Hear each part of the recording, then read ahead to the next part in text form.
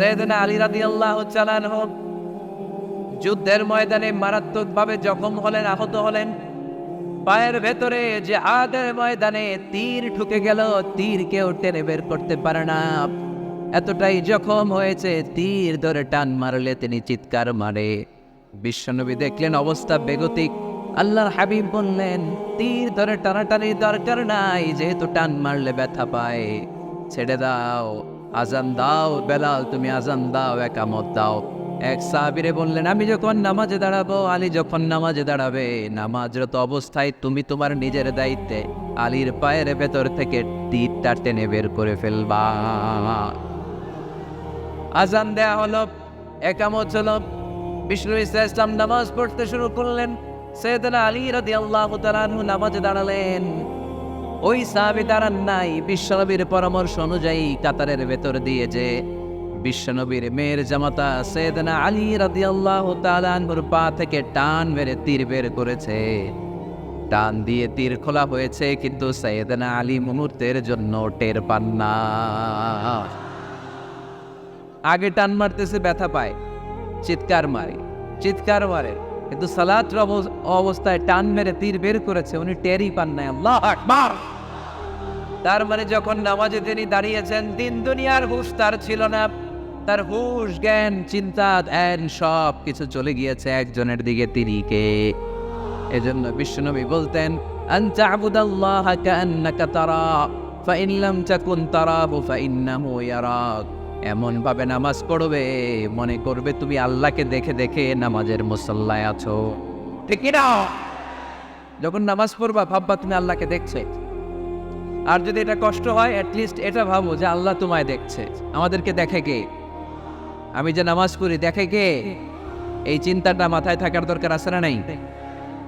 তারা যখন সালাতে দাঁড়ায়, দিন দুনিয়ার হুঁশ থাকে না, তারা ভীত সন্ত্রস্ত হয়ে আল্লাহর দিকে রুজু হয়ে সালাত আদায় করে। বলি নামাজে যখন দাঁড়াবো, দুনিয়ার কোনো হুঁশ জ্ঞান আমাদের থাকতে পারবে? আমাদের হুঁশ থাকবে একদিকে, তিনি কে? সালাতে কায়েম করো, ও সালাতে কায়েম করো, হবে সম্মানী তুমি, হবে জান্নাতি তুমি, হবে সম্মানী তুমি, হবে জান্নাতি তুমি। দিবে কাল হাসরে শীতল ছায়া, আরশে আজিম, রাব্বিয়াল আলা, রাব্বিয়াল আযীম। পড়েন, রাব্বিয়াল আলা, রাব্বিয়াল আযীম। আলহামদুলিল্লাহ। আল্লাযীনা হুম ফি সালাতিহিম খাশিউন। শুরু হয়ে গেল মুমিনদের 7টি বৈশিষ্ট্যের আলোচনা। 1 নম্বর বৈশিষ্ট্য হচ্ছে, মুমিনরা যখন নামাজে দাঁড়ায়, দিন দুনিয়ার হুঁশ থাকে না, তাদের চিন্তা, তাদের ধ্যান চলে যায় একদিকে, তিনি কে? আল্লাহ ইজ অবজার্ভিং মি, আমার আল্লাহ আমাকে দেখছে। এই চিন্তা করে যদি নামাজ পড়েন, খুশু খুদু বাড়ায় দিবে কে? এক সাহাবী নামাজও পড়তেছে, দাড়িও টানতেছে, এরকম নামাজও পড়ে দাড়িও টানে, এরকম আল্লাহর ওলি আছে না নাই? নারায়ণগঞ্জে নাই? হ্যাঁ আছে। নামাজ পড়া অবস্থায় বারবার চুল টানা যাবে, দাড়ি টানা যাবে, শুধু মোবাইলে SMS লেখা যাবে? যাবে না, এগুলো করবেন না। নজরটা থাকবে সিজদার দিকে। কোন দিকে? সবাই বলেন, মনে থাকবে এটা। এগুলো message, very sensitive and important message. এগুলো নিয়ে যান বাড়িতে। সালাতে মন বসে না, কারণ নজর ছোটাছুটি করে এইদিকে এইদিকে এইদিকে। নামাজে দাঁড়াইছে, জানলা খোলা, জানলার দিকে তাকায় আছে। আল্লাহর ওলি আছে না নাই? নামাজে দাঁড়াইছে, গরির দিকে তাকায় আছে, গরির কাটা ঘুরে, হের মাথাও ঘুরে, আছে না নাই? না, এদিক সেদিক তাকাবেন না, সেজদার দিকে তাকাবেন। কোন দিকে? আল্লাহ 3টা চান্স দেয়। কয়টা? একবার যখন এদিকে তাকান, আল্লাহ বলে আকবিল, ফিরে আয়, ফিরে আয়, সেজদার দিকে তাকা। আবার যখন তাকান, আল্লাহ বলে আকবিল, ফিরে আয়, সেজদার দিকে তাকা। আবার যখন গরির দিকে তাকান নামাজে, আল্লাহ বলে ফিরে আয়, সেজদার দিকে তাকা। 3বারের পরও যখন আবার অন্যদিকে নজর করেন, আল্লাহ বলে লা হাজাত লি ইলা সালাতিক, তোর এই নামাজের দরকার আমার নাই। নাউজুবিল্লাহ পড়বেন না? যে আল্লাহরে খুশি করার জন্য এত সময় ব্যয় করে, এই কষ্ট করে শীতের রাতে ওযু করে নামাজে দাঁড়ালাম, ওই আল্লাহ যদি বলে এই নামাজের দরকার নাই, এখানে কি হয়েছে ভাই? দেখতেছেন যে জায়গা হচ্ছে না, তো ওইখানে ধাক্কাধাক্কি করবেন কেন? আপনি পিছনে চলে যান, অ্যাবাউট টার্ন, পেছনে যান, যে প্রজেক্টরে দেখেন যান। যেখানে জায়গা হবে না ওখানে ধাক্কা দিবেন কেন আপনি? এই জনস্রোতের ধাক্কা অনেকে আহত হয়, এটা করবেন না প্লিজ, এটা করবেন না। আর অল্প অল্প কিছু সময় আমরা কথা বলবো, বারবার ব্রেক করলে তো হবে না, এটা বুঝতে চায় না অনেকে। প্লিজ এরকম করবেন না। একজন আলোচক যখন কথা বলে তার আলোচনার একটা ফ্লো থাকে, ওই ফ্লোতে সে এগোয়, তার শ্রোতাকে সে কি বলবে একটার পর একটা কথা তাকে প্রেজেন্ট করতে হয়। একটু পরে যদি দেখে হুজুর মাইক নাই, ওদিকে কয় আওয়াজ নাই, আরেকজন কয় আমি নাই, কিছুক্ষণ পরে দেখা যাবে আমিও নাই, আমিও চলে যাব। তো এগুলো করো না, আর অল্প কয়েক মিনিট। তো নামাজে নজরটা থাকবে কোন দিকে? অনেকে এগুলো করে, অনেক মুরব্বী বাবারাও করে, আমি দেখেছি। মুরব্বীরা অনেক সময় নামাজ পড়ে ঘরে কেউ ঢুকলে এমনি তাকায়, আছে না নাই? মুরব্বী বাজানকে বুঝাই দিবে যে নিয়ম হচ্ছে সেজদার দিকে তাকানো। কোন দিকে তাকানো? খেয়াল থাকবে তো। সাহাবারা যখন নামাজে দাঁড়াতেন, সফরে যখন মরুভূমিতে সালাত আদায় করতে দাঁড়াতেন, মরুভূমির পাখিগুলো সাহাবাদের মাথায় এসে বসে যেত। কারণ পাখি মনে করতে এগুলো খেজুর গাছ। কি গাছ? নড়ে না, চড়ে না, ঠায় দাঁড়িয়ে আছে। পারা যাবে না এরকম নামাজ পড়তে? ইনশাল্লাহ পড়েন। আল্লাযীনা হুম ফী সালাতিহিম খাশিউন। মুমিনদের প্রথম গুণ, তারা যখন নামাজে দাঁড়ায় ভীত ও সন্তুষ্ট হয়ে খুশু খুদুর সাথে একাগ্রতার সাথে নামাজ পড়ে।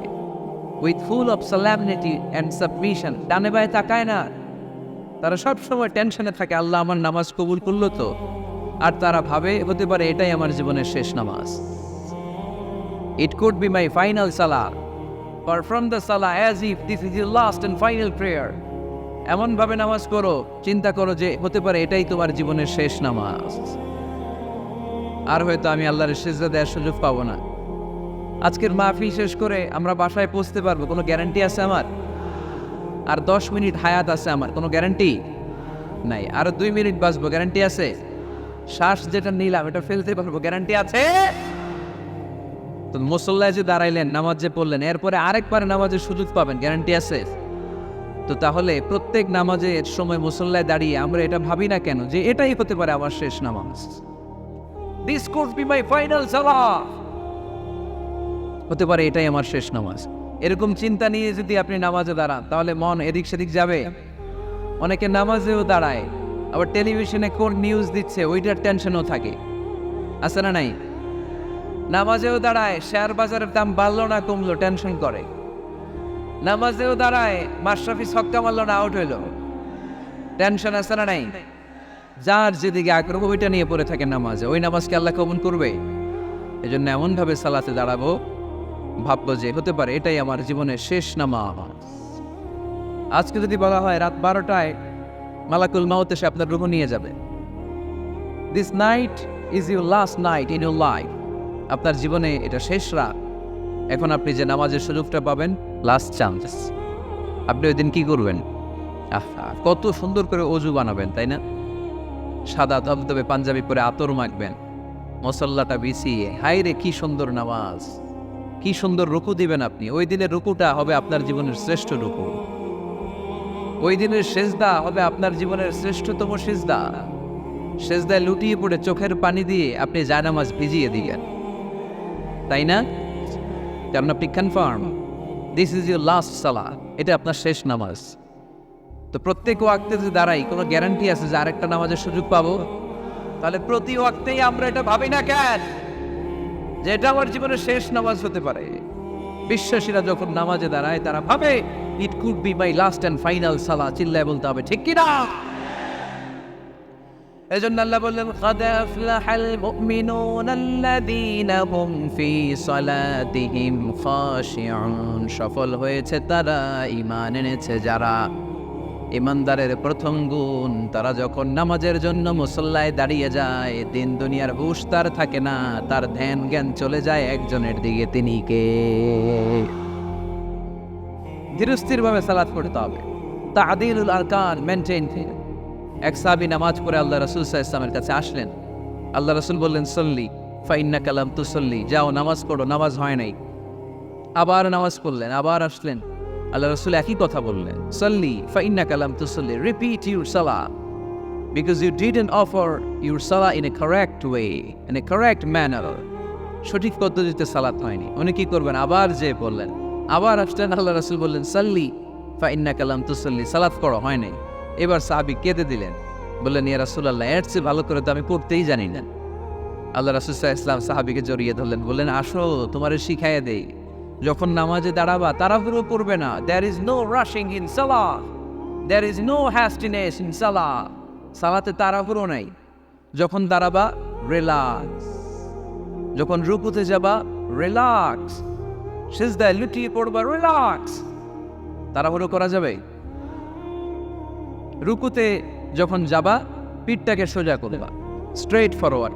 আল্লাহ রাসূল সাল্লাল্লাহু আলাইহি ওয়াসাল্লাম যখন রুকু দিতেন, ওনার রুকু দেওয়া পিঠটা এতটাই স্ট্রেট ফরওয়ার্ড আর সোজা হতো, সাহাবারা বলতেন এখানে পানির গ্লাস রেখে দিলে পানিটাও কাঁপতো না, গ্লাসটাও নড়তো না। তার মানে রুকুর পিঠ খুব বাঁকা ছিল, তাই না? কি ছিল? স্ট্রেট ফরওয়ার্ড, সোজা। লা ইয়াসুফু ওয়া লা ইয়াকনিউ। আমাদের অনেকের মাথা অনেক নিচে চলে যায়, অনেকেরটা এরকম থাকে না, স্ট্রেট ফরওয়ার্ড। আল্লাহ রাসূল সাল্লাল্লাহু আলাইহি ওয়াসাল্লাম বললেন সবচেয়ে বড় চোর যে নামাজে চুরি করে।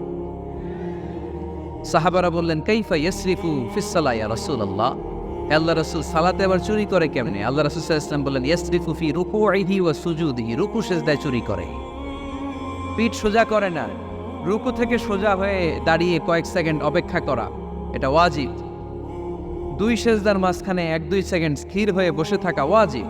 আমাদের অনেকেই রুকু থেকে কোনো রকম নামতাওয়াজ মাথাটা উঁচু করে সেজদায় দৌড় মারে, আছে না নাই? এক সেজদা দিয়ে কোনো রকম মাথাটা তুলে আরেক সেজদায় দৌড় মারে, আছে না নাই? এরা রুকু সেজদায় চুরি করে, এরা নামাজ চোর। এরকম করা যাবে? তাড়াহুড়ো করবেন? কখনো তাড়াহুড়ো করা যাবে? নামাজে তাড়াহুড়ো নাই। নামাজে কি নাই?